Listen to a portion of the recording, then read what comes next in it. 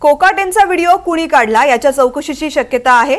विधिमंडळाकडून चौकशी होण्याची शक्यता आहे। विधिमंडळ कामकाजादरम्यान शूट करणं गैर आहे आणि त्यामुळेच याची चौकशी होणार आहे। नार्वेकरांकडून चौकशीच्या आदेशाची शक्यता आहे।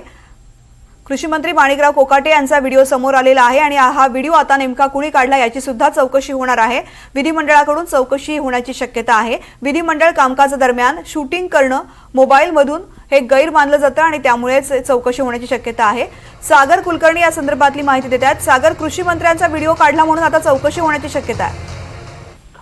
वास्तविकतेत रोहित पवार यांनी जो कृषी मंत्र्यांचा व्हिडिओ दिलेला आहे तो सभागृहात विधिमंडळामधला आहे आणि नेमका तो कुठला आहे याची चौकशी आता विधिमंडळ परिसर करतील असं सांगण्यात आलेलं आहे।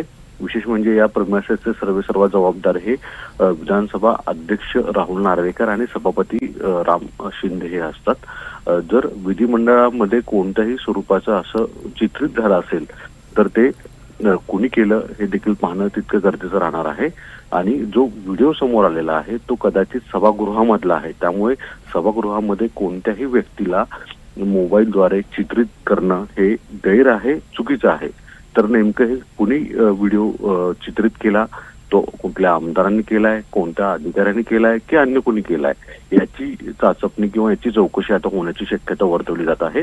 आपल्याला माहित आहे की कोकटे यांच्या या व्हिडिओमुळे एकतर राज्य सरकारची प्रतिमा मलिन होतीये, दुसरीकडे तटकरेंवर ज्या पद्धतीने तिथल्या स्थानिक संघटना ज्या आहेत, छावा संघटनेने केलेलं आंदोलन, त्यानंतरनं छावा संघटनेच्या पदाधिकाऱ्यांना केलेली मारहाण, यामुळे प्रकरण अतिशय गंभीर स्तरावर विधिमंडळाने घेतल्याची माहिती उपलब्ध होतीये आणि कदाचित या संदर्भामध्ये सीसीटीव्ही फुटेजद्वारे चौकशी सुद्धा करण्याची शक्यता आहे।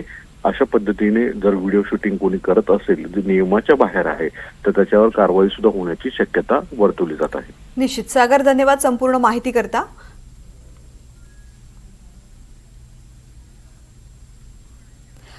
तर कोकाटेंचा व्हिडिओ कुणी काढला याची चौकशी होण्याची शक्यता आहे। खरं तर विधिमंडळाकडून ही चौकशी होण्याची शक्यता आहे। अशा प्रकारे विधिमंडळामध्ये कामकाज करताना शूटिंग करणं गैर मानलं जातं आणि त्यामुळेच नार्वेकरांकडून चौकशीचे आदेश येण्याची शक्यता आहे।